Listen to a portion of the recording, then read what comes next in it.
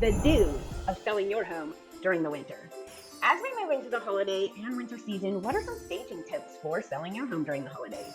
Hi, I'm Wendy Goss, a real estate boss with EXP Luxury, and I've been helping homeowners sell their homes during the holidays for almost 20 years now. We all love holiday decor, and there's something magical about this season. But if you are planning on selling your home during this time, do not go overboard with the decorations and scare buyers away. Here are a couple tips to consider.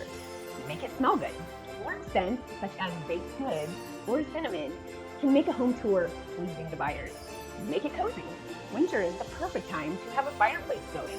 Decorate it with lighting, warm colors, and throw in some pillows and blankets. Winter curb appeal. We all know landscaping tends to look spare during the winter.